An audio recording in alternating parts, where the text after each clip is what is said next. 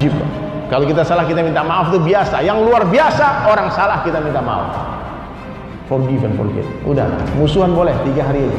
Lepas itu baik-baikan, berpelukan, saling memberi hadiah, saling memberi makan, ikhlas karena Allah. Dan yang terakhir, banyak-banyak ingat mati. Sekali-sekali nongkrongnya di kuburan, Pak. Tapi bukan kayak yang viral itu, Pak, nongkrong di kuburan dangdutan, bukan, Pak. Nongkrong di kuburan, zikrul maut. Lihat, Pak, bagaimana mati. Dan biasanya bagaimana keadaan hidup kita, begitulah keadaan mati kita. Bagaimana hidupmu, begitulah matimu. Orang yang sibuk dakwah, insya Allah mati dalam dakwah. Orang yang sibuk ibadah, mati lagi sujud. Orang yang sibuk tilawah, mati lagi baca Al-Quran. Begitu juga orang yang sibuk maksiat, kemungkinan besar mati dalam maksiat. Na'udzubillah min dzalik. Semoga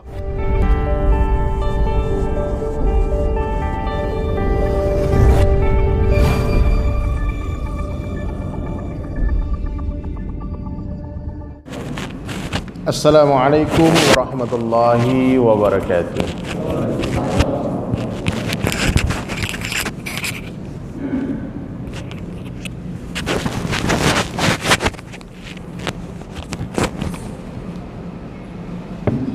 Nahmaduhu wa nusalli ala rasulil karim, amma ba'd. Qala Allah Ta'ala fil Qur'anil Karim, a'udzu billahi minasy syaithanir rajim. Bismillahirrahmanirrahim. Walladzina jahadu fina lanahdiyannahum subulana. Wa qala Nabi sallallahu alaihi wasallam, kullu ummati yadkhulunal jannah illa man aba. Seluruh umatku akan masuk surga, kata Nabi. Amin. Illa man aba, kecuali yang enggan, kecuali yang enggak mau. Heran para sahabat, lalu mereka bertanya kepada Rasulullah sallallahu alaihi wasallam, "Qila wa ma ya'ba ya Rasulullah?" Siapakah orang yang tidak mau masuk surga ya Rasulullah? Maka Nabi menjawab, "Qala man ata'ani dakhalal jannah." Siapa yang mentaatiku akan masuk surga, wa man asani faqad aba. Dan siapa yang enggan, yang tidak mau, diajak sholat nggak mau, diajak taat nggak mau, diajak tutup aurat nggak mau, diajak baca Quran nggak mau, dia pokoknya nggak mau dengan sunnah Rasulullah sallallahu alaihi wasallam, faqad aba. Mereka lah orang yang enggan masuk surga. Semoga kita semua termasuk kepada hamba-hamba yang taat, amin, kepada umat yang senantiasa setia kepada sunnah baginda Rasulullah sallallahu alaihi wasallam. Tuan-tuan sekalian dirahmati Allah Ta'ala, menjalani kehidupan menuju kematian. Nah, ini tema kita hari ini. Menjalani kehidupan menuju kematian. Kalau kita tanya orang hari ini, mau kemana Pak? Mau kemana Bu? Abang mau kemana? Jawabannya beda-beda, Pak. Ada yang bilang mau ke kantor, ada yang menjawab mau ke pasar, ada yang menjawab mau ke kampus, ada yang menjawab mau ke sawah, ke ladang. Berbagai macam jawaban. Padahal hakikatnya semua kita sedang menuju kepada satu tempat yang sama. Apa? Akhirat. Kita semua sedang berjalan menuju kuburan, Pak. Suka atau tidak suka, siap atau tidak siap, rela atau terpaksa, kita harus meninggalkan dunia ini. Dan dunia ini perjalanan yang sangat singkat, waktu yang sangat singkat, namun menentukan nasib kita yang selama-lamanya di akhirat. Kalau kita salah-salah ambil jalan, Pak, kalau kita salah-salah memilih keputusan di dunia ini, menyesal selama-lamanya. Ya, Pak. Orang yang sudah lewat dari rahim ibunya, Pak, kita pernah hidup dulu di dalam rahim ibu kita, nah, kurang lebih 9 bulan. Nah, ruh ditiupkan itu kandungan 4 bulan. Kemudian di dalam rahim ibu kita, di sanalah tempat menyempurnakan jasad. Ada mata, telinga diciptakan di sana. Di alam rahim ibu, tempat menyempurnakan jasad. Orang yang terlahir ke dunia dalam keadaan pesek hidungnya, dia tidak akan mungkin kembali ke rahim ibunya untuk memancungkan hidungnya. Udah terima saja. Ya. Orang yang terlahir dalam keadaan, maaf ya, cacat, tidak punya kaki, nggak punya tangan, bahkan buta mungkin, dia tidak mungkin kembali ke rahim ibunya untuk menyempurnakan jasadnya. Dunia bukanlah tempat menyempurnakan jasad. Makanya kalau ada teman-teman di rumah yang nonton nih, yang ada kepikiran mau mengganti organ tubuhnya, yang pesek mau dimancungin, yang putih mau dihitamin, bukan di sini tempatnya. Dunia ini tempat menyempurnakan iman dan amal. Jasad kita sudah disempurnakan di alam rahim ibu kita, subhanallah. Dan tempat menyempurnakan keinginan kita, menyempurnakan syahwat kita itu bukan di dunia juga, tapi di akhirat. Penuhi keinginan Allah di dunia, maka Allah akan penuhi keinginan kita di akhirat. Cluenya sederhana saja, Pak. Taat, sami'na wa ata'na. Aku dengar, aku taat, itu kata Nabi. Kalau taat masuk surga. Tapi nggak masuk akal, Bang. Akalmu yang rusak, bukan perintahnya yang rusak. Masa perintah Allah begini? Perintah Allah itu masuk akal, nggak masuk akal, taat. Saya sering dialog sama teman-teman, Pak, nggak sholat dia. Dia bilang, buat apa sholat? Yang penting kan hatinya dengan sama Allah. Ini hatinya yang penting. Oh. Saya bilang, buat apa sholat? Sholat itu perintah Allah. Kau mau rasakan manfaat atau tidak, buat saja. Kenapa dibuat? Karena ini perintah Allah. Sami'na wa ata'na. Gak usah dipikir-pikirin lagi. Kenapa babi itu haram? Kenapa kamu nggak makan babi? Karena Allah mengharamkan. Kenapa itu haram? Gak perlu dibahas, Pak. Oh, itu kan karena ada cacing pita, Pak. Sekarang sudah ada teknologi, Pak, untuk membunuh cacing itu, Pak. Gak ada urusannya dengan cacing pita, Pak. Kalau Allah katakan ayam haram, kita nggak makan haram, Pak. Nggak makan ayam, Pak. Tapi ayam boleh dimakan. Tapi dengan syarat, sembelih dengan nama Allah. Kalau ayam disembelih nggak sebut nama Allah, jadi haram itu ayam. Nah, maka kita nggak boleh memisahkan kalimat thayyibah itu, la ilaha illallah Muhammadur Rasulullah. Perintah Allah sesuai dengan cara Rasulullah. Itu cara menjalani kehidupan. Kalau sekedar percaya kepada Allah aja, Pak, Abu Jahal juga percaya sama Allah. Ketika orang-orang kafir Quraisy ditanya, siapa yang menciptakan langit? Mereka dengan lantang menjawab, Allah. Siapa yang menciptakan matahari? Allah. Betul, Pak. Kenapa mereka dikatakan kafir? Karena mereka tidak mau mengikuti Rasulullah SAW. Abu Jahal itu nggak mau masuk Islam karena nggak mau ikut cara Nabi. Dia nggak mau hidup dengan cara Rasulullah SAW. Dia nggak mau ikut makan dengan cara makannya Nabi. Dia nggak ikut mau berpakaian dengan cara berpakaian Nabi. Dia nggak mau tidur dengan cara tidur Nabi. Dia mau hidup dengan cara dia sendiri, cara nenek moyangnya. Nah, itu makanya dikatakan Abu Jahal itu bapak kebodohan. Ya, Pak. Jadi kalau saya, Pak, diajak orang-orang debat, Pak, tentang perkara agama, ajib. Saya teringat dengan satu orang tuh, Masya Allah, guru saya, Pak. Dia tegas saja. Ada orang datang bertanya kepada dia, ya Syekh, apa perbedaan agama saya dengan agama Tuhan?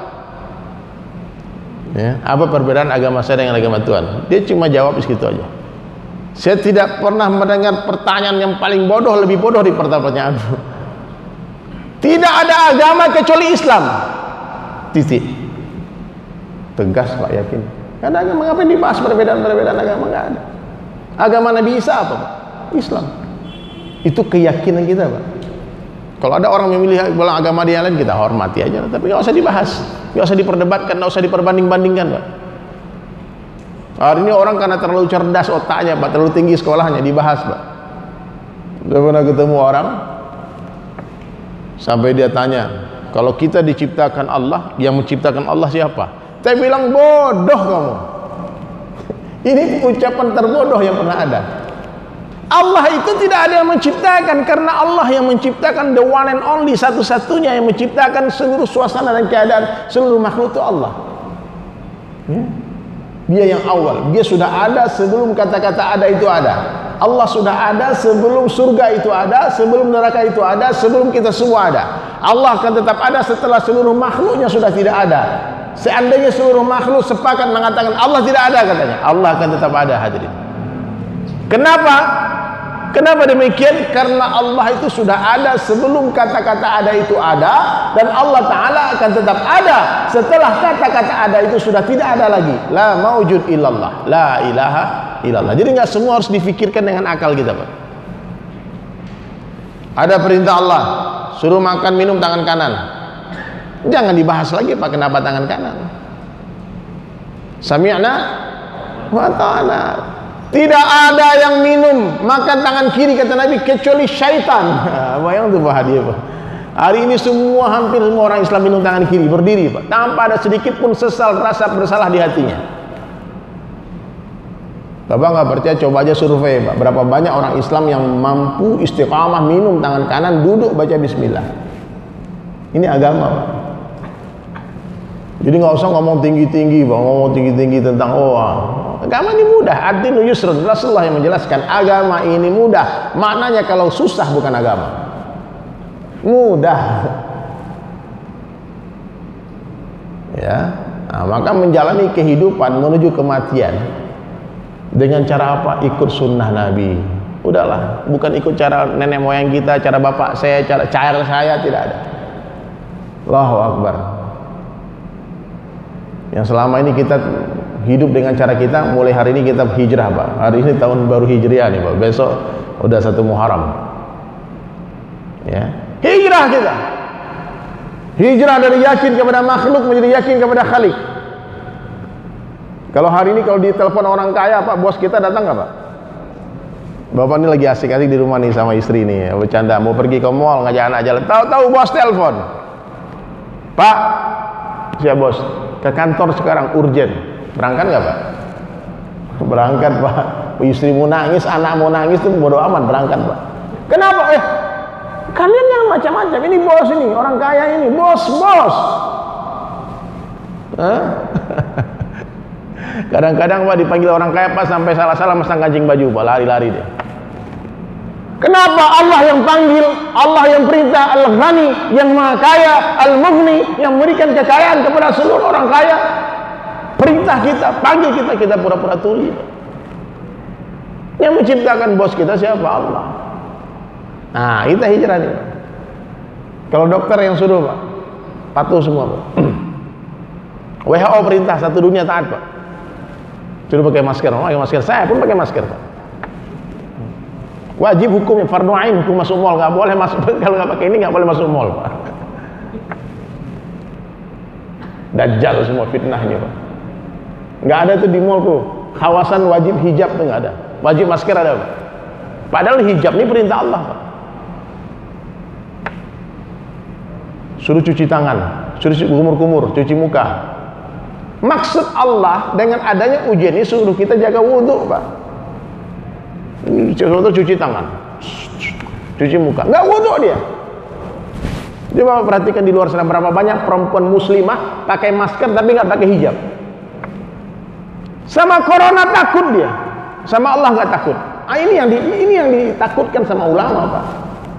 Oh, nanti kalau kita ngomong gini, bodoh kamu, jahil kamu, goblok, saya dicaci maki ngomong gini, Pak.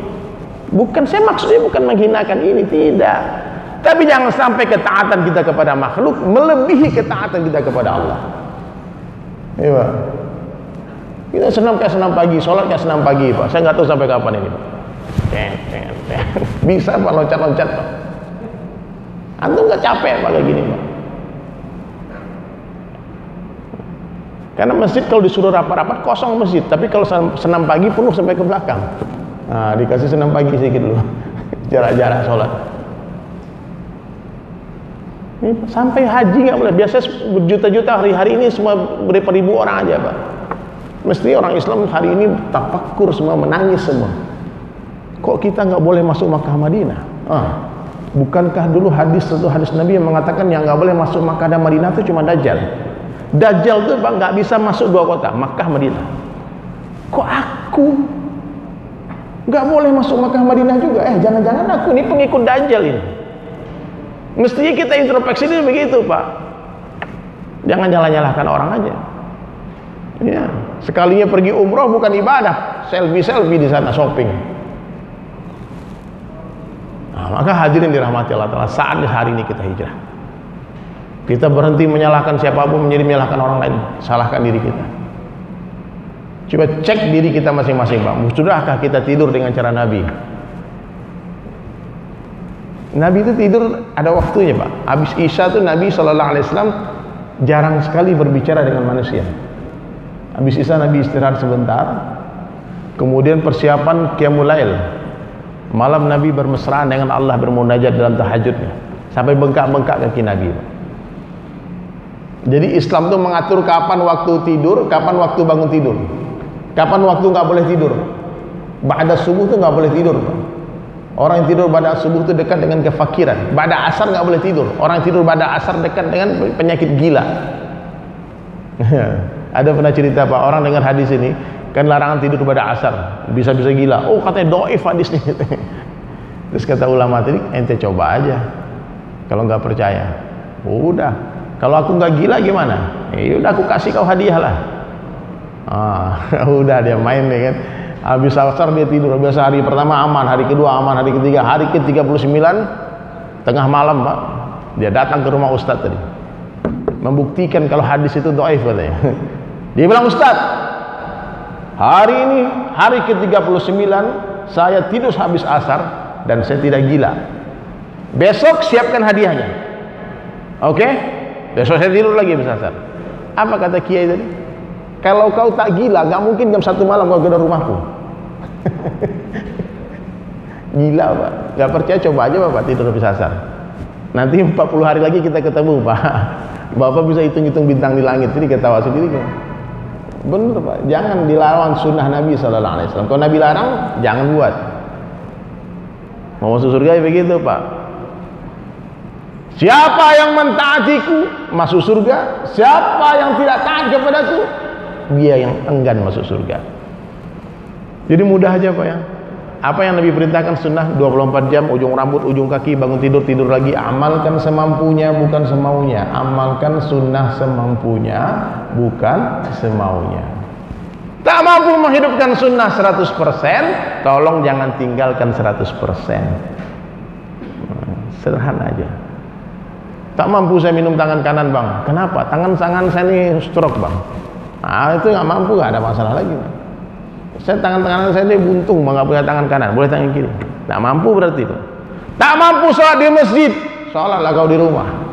Tak mampu sholat berdiri, sholatlah duduk. Tak mampu sholat duduk, sholat berbaring dengan isyarat. Tak mampu juga dengan isyarat. Nah, ini bahaya. Sholat kan ini mati ini sudah, Pak. Harus disolat. Mudah agama ini. Ya. Gak mampu pergi haji, jangan pergi haji. Gak gampang, Pak. Gak mampu bayar zakat, kamu terima zakat. Mudah sekali agama ini, Pak. Ad-dinu yusrun, agama itu mudah. Nah, jadi hadirin sekalian, mari kita semua sepakat kita hijrah. Jadi orang baik saja. Udahlah di dunia ini nggak usah jahat-jahat, nggak usah punya musuh, Pak. Musuh kita itu dua nyata, Pak. Yang pertama syaitan la'natullah alaih. Siapa musuhnya nyata? Syaitan la'natullah alaih. Yang kedua siapa musuh kita? Nafsu kita sendiri. Syahwat yang ada di dalam diri kita, inilah musuh yang berbahaya. Syaitan ini, Pak, ulama sampaikan syaitan ini dia cerdas tapi lemah. Kenapa dia? Oh, lama syaitan jadi imam di surga, Pak.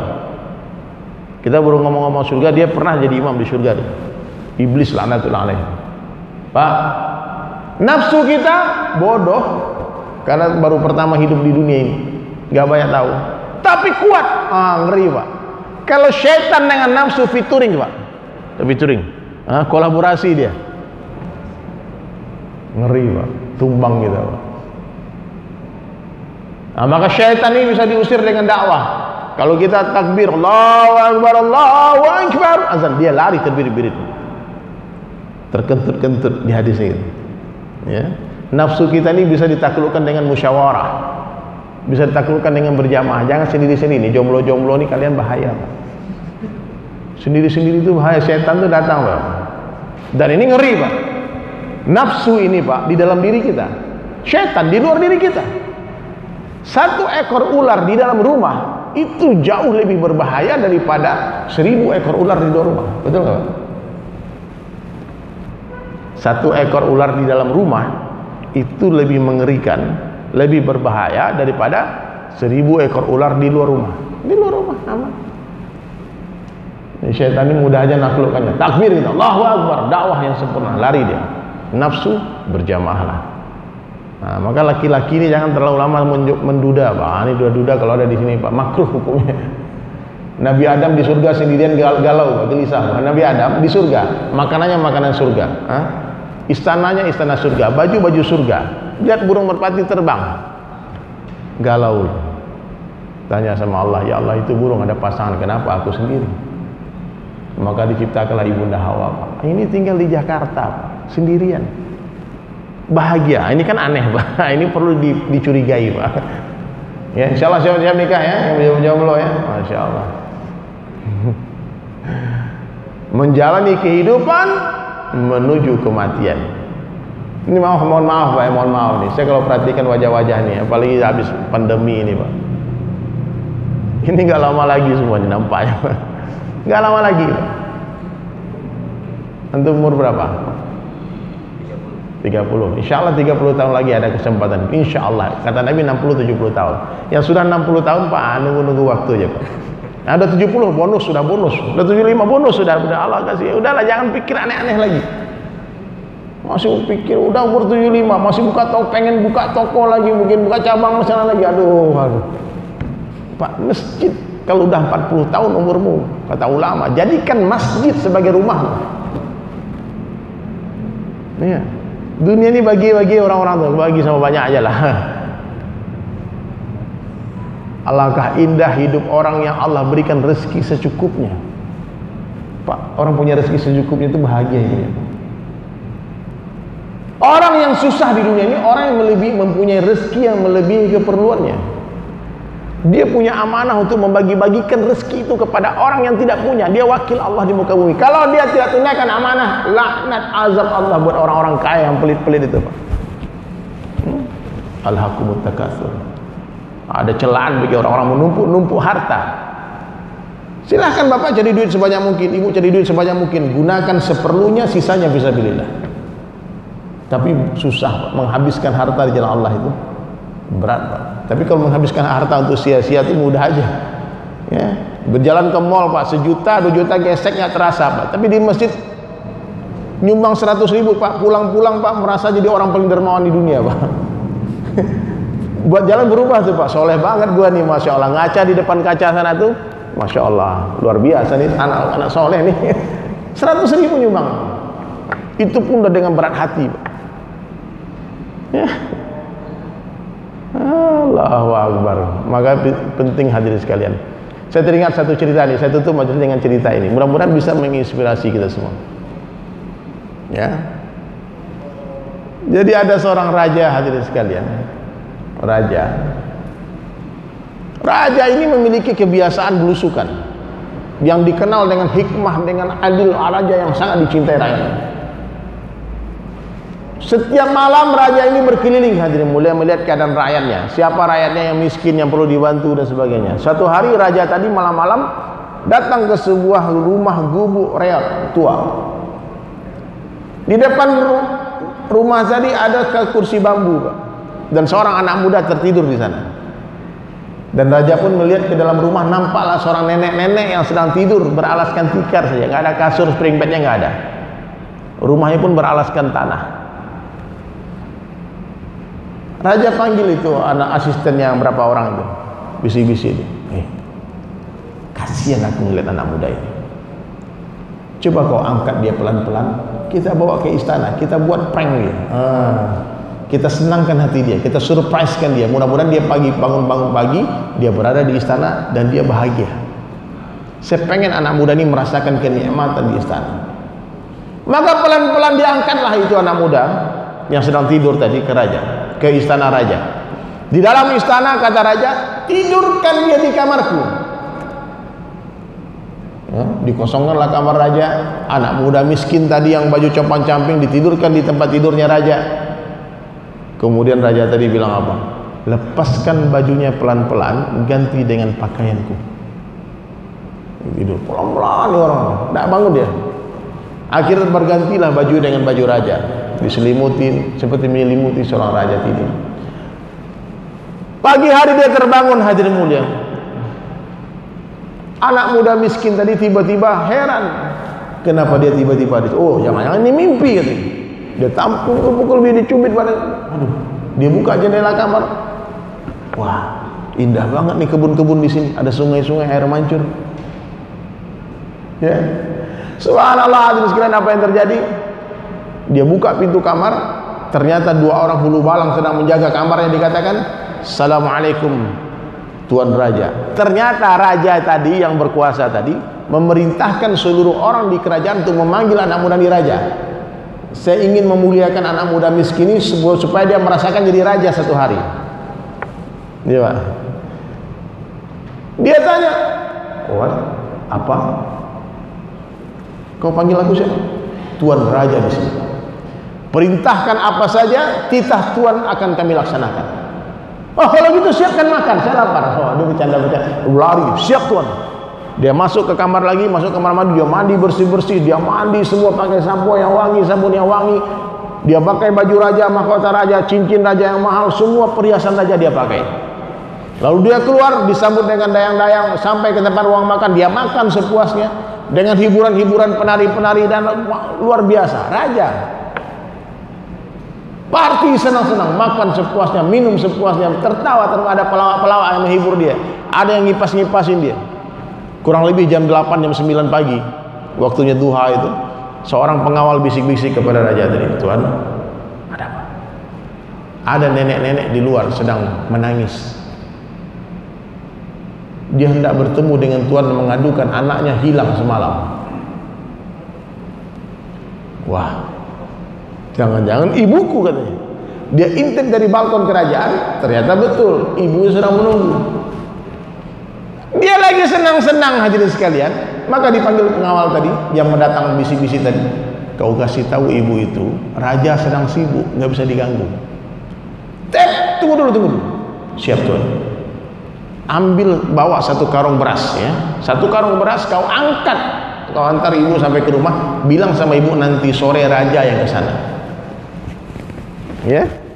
Mulai lagi menari, bernyanyi senang-senang, makan sepuasnya, minum sepuasnya. Perempuan-perempuan di sana yang dayang-dayang itu dibercandain semua sama dia. Kapan lagi Pak? Saking letihnya dia berpesta pora, hadirin mulia. Raja tadi memperhatikan dari tempat yang tinggi, di satu ruangan khusus. Ini anak muda miskin ini disuruh jadi raja, sukses nggak? Akhir dia tepar, tak sadarkan diri, hadirin sekalian, kebanyakan minum dan sebagainya. Malam itu kata raja tadi, "Sekarang angkat anak muda ini pelan-pelan, jangan sampai terbangun, kembalikan dia ke kursi bambunya. Lepaskan bajuku dari tubuhnya, kembalikan baju dia yang compang-camping." Singkat cerita, baliklah ke laptop, Pak. Tidur lagi dari sana. Pagi hari dia terbangun, dia berteriak, "Astagfirullah!" Ternyata mimpi. Ibunya pun dengar, ada suara anaknya, dia keluar subuh-subuh. Dia peluk anaknya, "Alhamdulillah kau pulang juga akhirnya nak." Sehari semalam ibu kering air mata ibu, menangis. Ibu datang kemana-mana mencari ibu, nak tahu kemana kemarin hilang. "Semalam kemarin itu aku jadi raja, Bu." Kata emaknya, nak kau pulang mak udah senang mak, tapi kalau kau gila sakit lagi kepala mak nih." Dia bilang, "Maksud kemarin ibu datang kan ke kerajaan, aku raja kemarin, Bu." Istighfar, udah, istighfar. Tiba-tiba matanya tertuju ke karung beras. "Mak, itu karung beras itu kemarin aku yang ngirim buat ibu." Dibilang, "Itu raja kurang ajar nak." Dia hina makmu ini. Kita memang miskin nak, tapi belum pernah kelaparan sekalipun. Ada makan beras untuk makan. Masa mak dikasih satu karung beras? "Mak minta maaf mak, itu aku yang kasih." Dia menangis, dia berlari ke kerajaan, hadirin sekalian, dia pengen jadi raja lagi. Tapi kesempatan cuma satu kali. Dihalang sama pengawal kerajaan, dia bilang, no. "Aku raja, kemarin kau raja di sini, tapi hari ini kau bukan raja lagi." Dia guling-guling menangis, dia bilang, "Kalau aku tahu cerita seperti ini, pasti kemarin aku kirimkan ibuku satu karung emas, satu karung berlian. Aku akan kirimkan uang yang banyak untuk ibuku, bukan satu karung beras." Tapi sesal tiada guna. Maka hari ini sebelum menyesal masuk kubur, Pak, sekarang kalau ada harta di rekening Bapak, kosongkan. kirim, bantu. Ini ada wakaf 1 juta Al-Quran. Anak-anak yatim, teman-teman saya Pak, Masya Allah, orang-orang miskin Pak, bikin rumah makan gratis. Orang miskin di Ciang sana tuh Pak, tinggal di kontrakan kecil, dia jual motornya 7 juta butut Pak. Dia beli beras, dia beli makan, dia buat pengumuman rumah makan gratis, makan sepuasnya. Kita punya harta, pernah nggak kita ngasih makan orang? Kadang menraktir teman 1 kali sampai mati kita ingat. Nah, mulai hari ini Pak, tolong Pak, bangunlah istana di surga.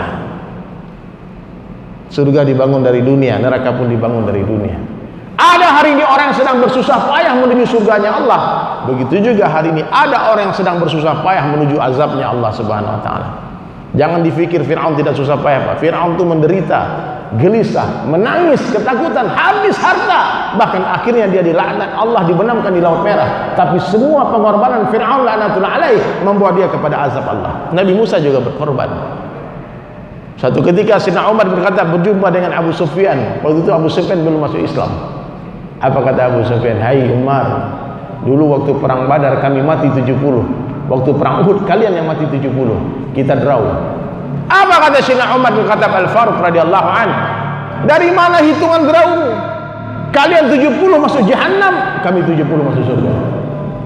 Pilih Pak, mau susah-susah menuju surga atau susah payah menuju neraka. Semoga Allah beri kita paham Pak. Jalani kehidupan menuju kematian. Hidupkan sunnah Rasulullah SAW. Perbaiki sholat, cintai ulama, perbanyak zikrullah, perbaiki akhlak, jangan sombong. Kalau ada orang salah, maafkan. Kalau kita salah, kita minta maaf. Kalau kita salah, kita minta maaf, itu biasa. Yang luar biasa, orang salah kita minta maaf. Forgive and forget. Udah, musuhan boleh 3 hari aja. Lepas itu baik-baikan, berpelukan, saling memberi hadiah, saling memberi makan, ikhlas karena Allah. Dan yang terakhir, banyak-banyak ingat mati. Sekali-sekali nongkrongnya di kuburan Pak. Tapi bukan kayak yang viral itu Pak, nongkrong di kuburan dangdutan, bukan Pak. Nongkrong di kuburan, zikrul maut. Lihat Pak, bagaimana mati. Dan biasanya bagaimana keadaan hidup kita, begitulah keadaan mati kita. Bagaimana hidupmu, begitulah matimu. Orang yang sibuk dakwah, insya Allah mati dalam dakwah. Orang yang sibuk ibadah, mati lagi sujud. Orang yang sibuk tilawah, mati lagi baca Al-Quran. Begitu juga orang yang sibuk maksiat, kemungkinan besar mati dalam maksiat. Na'udzubillah min dzalik. Semoga Allah hidupkan kita dalam keadaan Islam, amin. Dimatikan dalam keadaan Islam, mati dengan husnul khatimah, mati dengan la ilaha illallah. Itu dari saya hadirin sekalian, minta maaf. Wabillahi taufiq wal hidayah. Wassalamualaikum warahmatullahi wabarakatuh.